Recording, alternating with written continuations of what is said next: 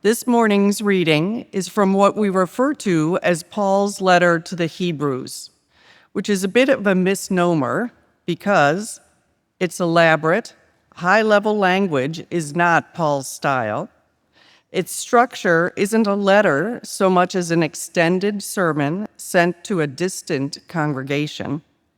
And the name Hebrews was based on conjecture from early Christian scribes, though the intended audience was most likely made up of both Jews and Gentiles. So the title, Paul's letter to the Hebrews, goes 0 for 3. Nonetheless, its themes, style, imagery, and logic are some of the most sophisticated we see in the New Testament, encouraging us to stay faithful, hopeful, loving, and patient in the face of suffering and persecution. From chapter 12, verses 11 through 13. Now, discipline always seems painful rather than pleasant at the time, but it yields the peaceful fruit of righteousness to those who have been trained by it. Therefore, lift your drooping hands and strengthen your weak knees and make straight paths for your feet, so that what is lame may not be put out of joint, but rather be healed. Here ends this morning's reading. Thanks be to God for these words of life. Thank you, Vicki. Before I begin my written remarks, when I first started preaching, the idea for this sermon was one of the first ideas I ever had for a sermon. I just never really had the occasion to write it. And so now in April, with this honoring our Earth theme, I had an excuse to write a sermon about composting. Composting is perhaps my favorite spiritual discipline. Now, I know that might sound strange, but I want you to hear me out on this. If you aren't familiar, composting is intentionally managing the accelerated decomposition of organic waste. Meaning, through human, in this case, my intervention, the ideal conditions are created for turning organic waste into nutrient-rich fertilizer. And to oversimplify it, you essentially need 4 things. You need oxygen, you need moisture, you need greens, which means it's referring to nitrogen-rich organic material. So that's going to be like your fruit and vegetable peels, moldy berries, things like that. And then finally, browns, or carbon-rich organic material, stuff like leaves, sawdust, paper, cardboard, things like that. And if you can get the right balance of each of these, you can turn what was once considered garbage into plant superfood in a matter of months. And to me, that's wild. With just a little bit of effort, you can take literal garbage and turn it into something people seek out and buy at the store. In the church, we talk a lot about transformation, and especially during Eastertide, the transformation of death into life. Composting, in my opinion, is possibly the most direct, literal, straightforward example of how this works in our world. When so much of what I do as a pastor isn't easily measurable, this is one of the few things I can do in my spare time and then point to it. Not figuratively, I mean, I can literally point to it and say, look, there's transformation. There's resurrection, death into life. It's right there. And I'm telling you, when Anna and I first moved into our house, the soil quality in our backyard was atrocious. After a few years of lightly spreading free homemade compost all over the yard, we're in a much better place. I mean, we still do have 2 large dogs who destroy the lawn on an ongoing basis, but at least we have good soil quality. So we got that going for us, which is nice. Now, composting does have its drawbacks. You get too much green in the mix, then it's just a pile of rotting fruit and vegetables, and it smells horrible. Too much brown, and nothing is really happening. A pile of sawdust just stays a pile of sawdust. Too much or too little moisture, and nothing really happens. And moreover, especially with the DIY method, there's also unintended consequences. When you use a commercial composting service, you can put stuff in there that isn't essentially vegan in the bucket and they'll take it. Meat, cheese, bones, stuff like that.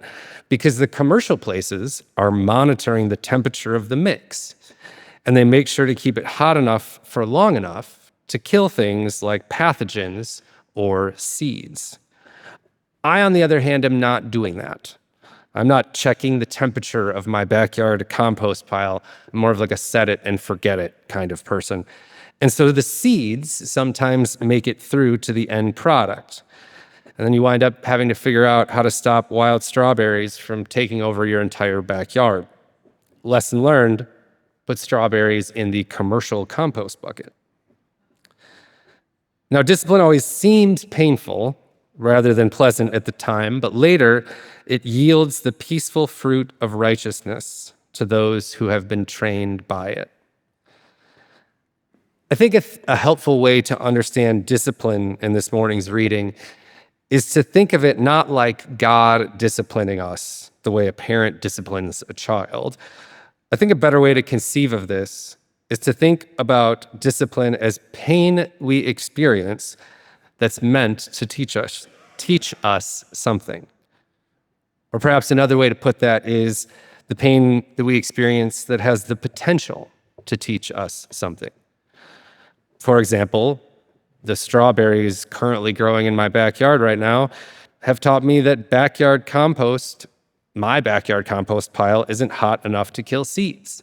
So I should also probably avoid composting all the weeds we pull from the yard if I don't want to just pull them the next year. As I said earlier, lesson learned, the strawberries are the discipline, and I could choose to learn from it, or I can choose to keep doing the same thing and hope for a different outcome, which sounds ridiculous, but we're guilty of this kind of behavior in our lives all the time. We experience pain, we experience suffering, and instead of letting it teach us something, we just transmit that pain onto the next thing or person. Because although we often try to ignore it, pain is probably one of the best teachers we have. When my father was a little boy, one summer he decided he wanted to take his bike apart into every single individual piece and put it back together. I have to assume this was because his family didn't have the money or insurance for him to participate in organized sports, and the internet hadn't been invented yet, so what else are you going to do? And he did it. He successfully took the whole thing apart and put it back together again. And it wasn't until he was flying down a huge hill which ended in a T intersection that he realized that he forgot to reattach the brake cables. That story ends with the mailman taking him to the hospital after finding him by the side of the road with a broken arm. That's pain as an instructor. You better believe that every time he got on a bike from then on, he pumped the brakes just to make sure they worked before he built up any speed. Lesson learned. Our bodies use internal pain to teach us when things are wrong too. My senior year of high school, I came home convinced I had some kind of horrible illness until my mother pointed out just how much fiber I had consumed when I took down an entire box of crackling oat bran for breakfast that morning. If you're curious, it's 56 grams. It's like twice the recommended daily intake, and I ate it in like 20 minutes. I'm never, ever doing that again. Lesson learned. Now, discipline always seems painful, doesn't it? Seems painful rather than pleasant at the time, but later it yields the peaceful fruit of righteousness to those who have been trained by it. Where it gets tricky is when the lesson to be learned isn't quite so straightforward. Because most people can understand the consequences of dramatically increasing your daily fiber intake. But what about understanding the consequences of the anxiety and the pain that come into our lives? Someone cuts you off in traffic, calls you a name, attacks your character. What do? I'll be the first to say that often the gut reaction is to give it right back, to counterpunch. The natural human reaction is to treat others the way they have already treated you. If pain comes in, then pain comes out. And sometimes it's directed at what caused the pain, right? Someone cuts you off, you flip them the bird. But not, you guys don't, you cut someone off, you get upset. But not an insignificant amount of the time, we direct the pain elsewhere. Maybe the suffering is caused by your boss at work. Can't really give that back if you want to keep your job. Maybe the suffering is from natural causes. You got caught in the pouring rain without a raincoat. You can't really take it out on the rain. Or it's self-inflicted. It's one of my favorites. You stub your toe, you lock your keys in the car. There's no one to blame but you, and yet you still want to take your anger out on anything, something. But you can't. So you come home from work and you kick the cat or the dog. You yell at the kids. You pick a fight with your spouse or your partner. Or maybe you take it out on yourself. You know that kicking the dog is wrong, so instead you hurt yourself. You light up a smoke, you pour a glass of something strong, numb your mind with doom scrolling. I'll be honest, there's a hole or two in the drywall at my house, and sure, my son is strong for his age, but he isn't that strong. Wherever your suffering comes from, maybe it's anxiety from work, maybe it's a broken relationship, maybe it's self-loathing, wherever the pain is coming from. When it comes in, you have a choice. We have a choice. We can lie to ourselves and pretend it's not a problem, which I kind of see like throwing your moldy fruit in the garbage, right? It's out of sight, it's out of mind, I'm going to ignore it. But it is going to fester, and it's going to rot. And even if you take out the trash, that rotting fruit doesn't cease to exist. In fact, it's actually going to take much, much longer for that fruit to break down sealed in a plastic bag in a landfill than it would in a compost heap. And just like the fruit, the longer we keep that pain, that childhood trauma, whatever it is, the longer you keep it buried, the longer it's going to take for you to process it and to stop letting it control your life. We can be proactive. That's the alternative. We can be proactive about the pain in our lives. We can acknowledge it, tend to it, give it what it needs to be transformed.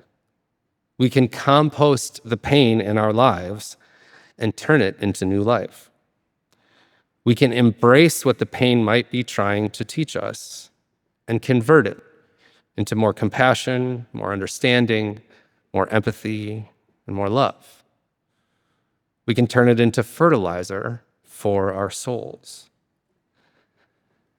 And that's what Jesus calls us to do. Jesus calls us not to hate our enemies, but to love them. Jesus calls us to do good to those who hate us, bless those who curse us. It's the complete opposite of what common wisdom would suggest. It's the complete opposite of normal social convention. One of my favorite assessments of this command is that it sounds more like bad advice than it does good news. And yet, it's what Jesus calls his followers to do. To interrupt and to, in fact, wholly transform the expected cycle of retributive violence. Because make no mistake, it is a cycle. René Girard, the French philosopher, has a really great and unfortunately, I feel like painfully accurate assessment of how this works on a societal level, thanks to his development of the mimetic theory of desire and the resulting scapegoat mechanism. If you're fascinated by this, it's really great stuff. Would recommend checking it out.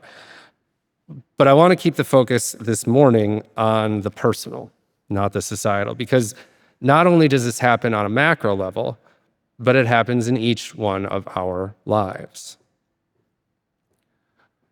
Hurt people hurt people. It might not be in the Bible, but that doesn't mean it's not true. And no one escapes this life without getting hurt at some point. Maybe it started in childhood, maybe not. Maybe you have a lot of trauma, or maybe you've been pretty fortunate, all things considered. Regardless, at different points in our lives, each of us is going to suffer. Each of us will be given a choice. And as Richard Rohr puts it, if we do not transform our pain, we will most assuredly transmit it. But it takes work. It takes work to transform your pain in the same way that it takes work to turn garbage into fertilizer. If you want to speed that compost process up, you have to turn the pile. Sure, you can leave a pile of compost unturned, and it's going to take a year, probably, to break down. But if you turn it, you make sure it's got the right air, the right moisture, the right balance of green and brown, and you tend to it, now instead of a year, we're talking about a couple months, and enough heat to kill the weed seeds. And the same goes for the wounds in our hearts. I'm not sure who needs to hear this today, so I'm going to say it to all of you. The most common and often the most effective compost tumbler for your heart is therapy.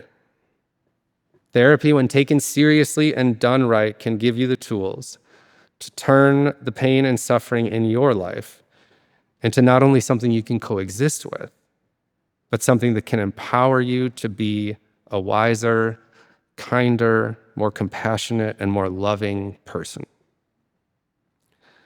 Because yes, discipline always seems painful rather than pleasant at the time, but later it yields the peaceful fruit of righteousness to those who have been trained by it.